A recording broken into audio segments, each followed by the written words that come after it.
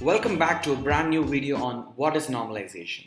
So before we jump into the nitty-gritties of this concept, I would like to remind you that normalization is a feature scaling technique.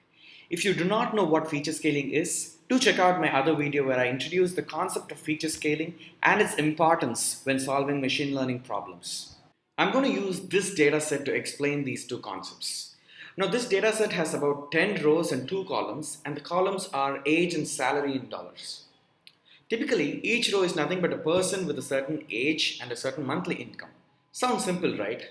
Now you intend to do some cluster analysis technique on this dataset, but you already observed that the minimum and maximum of these columns are very different, and also the units. One is number of years and the other is dollars. Let's say you want to apply k-means clustering, which clusters based on distance from the centroid.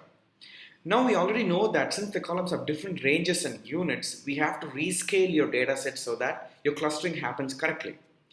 If you do not understand what I'm talking about here, watch the video on feature scaling where I explain the same in detail. Let's try normalization first. So after applying normalization, your dataset looks like this. What do you observe? So the most important thing here is all the values are squished between 0 and 1. Secondly, the minimum is at 0 and the maximum is at 1. For instance, the minimum age in the dataset was 17 years, and after scaling it was shifted to 0. And the maximum, which was at 57, is now at 1 after normalization. The same thing applies to the salary column as well. This brings me to the mathematical representation of normalization. All you're doing here is taking each value from the dataset and subtracting the minimum value of the column from it, and dividing it by the range of that column. So here's a quick summary of what we have seen so far about normalization. Take a moment to read it and strengthen your understanding. These are the different technologies I'll be using to demonstrate this example.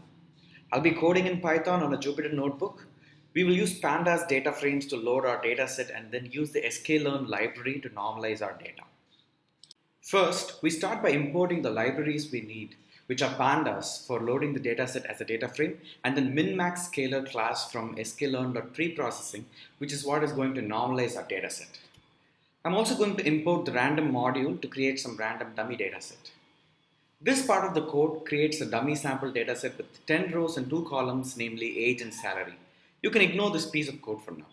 So your dataset looks like this, which you have already seen. Let's explore the dataset a little bit. You can do this by calling the describe method on your data frame object. Take a note of the min and max of each of the columns. Now you need to instantiate the min-max scaler which you imported earlier from sklearn.preprocessing and call the fit method by passing your data frame as an argument.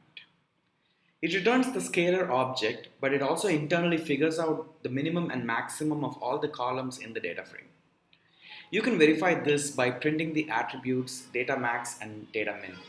Next, you need to call the transform method on the scalar object by passing your data frame as an argument. This returns an n-dimensional numpy array, which is your normalized set of values.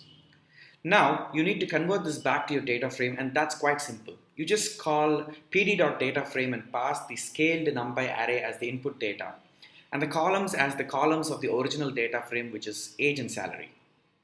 Now you can see the data is normalized and ready for applying some machine learning techniques. So that's normalization for you.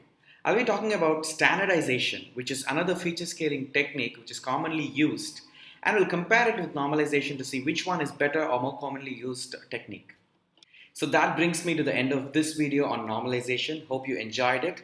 Do give it a like and subscribe to my channel. Thank you.